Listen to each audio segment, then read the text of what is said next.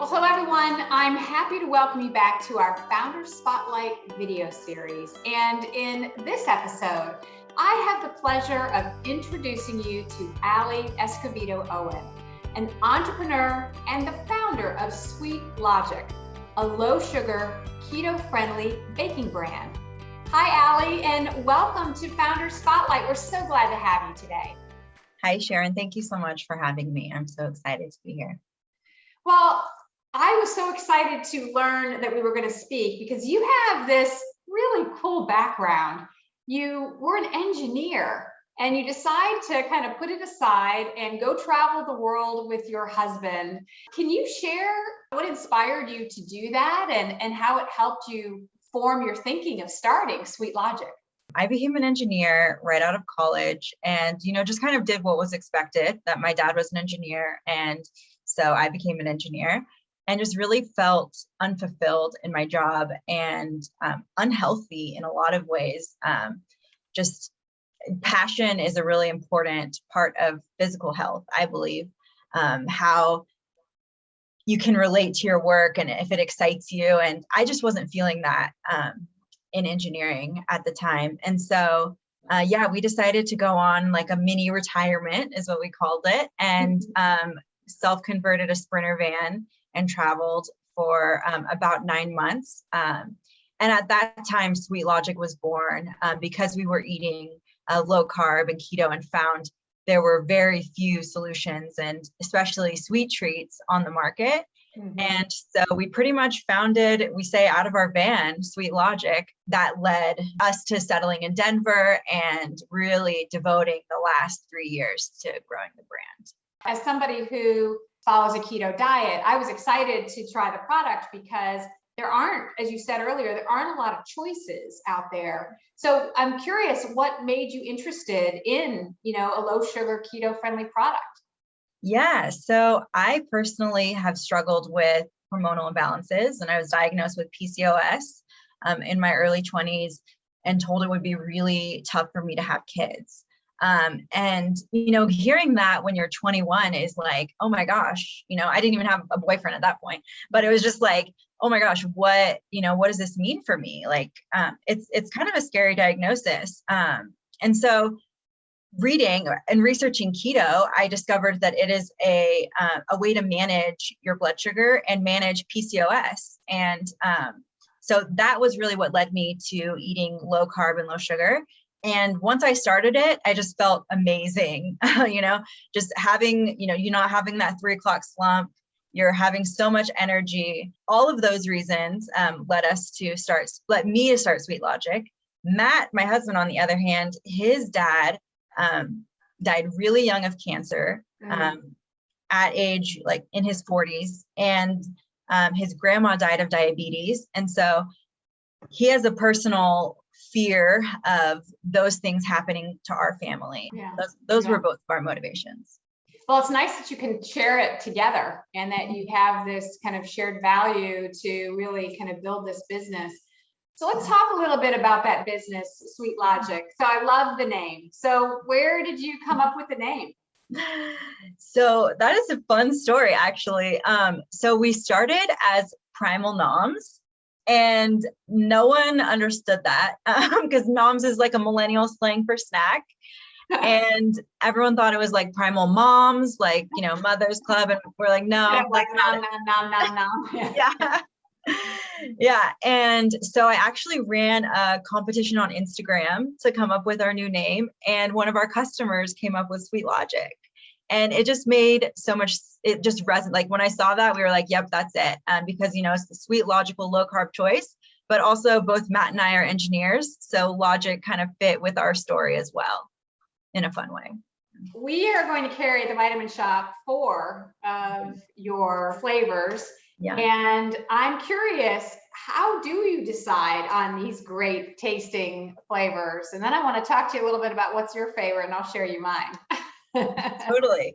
So it's, Matt and I, we break the gender stereotypes. So he actually is the recipe, the man in the kitchen. He creates all of the flavors, which is awesome. He basically just thinks of what are some cravings that we've had. His mom was a huge baker. So what are some things that his mom had made in the kitchen and how could we create it in a keto friendly way? And so what's your favorite flavor? My personal favorite is definitely lemon poppy seed. It's perfect for the morning, a breakfast treat. It's so filling, and just that has that like lemony zest flavor. And it's all natural lemon crystals, so it doesn't have any, artificial lemony taste, which I love.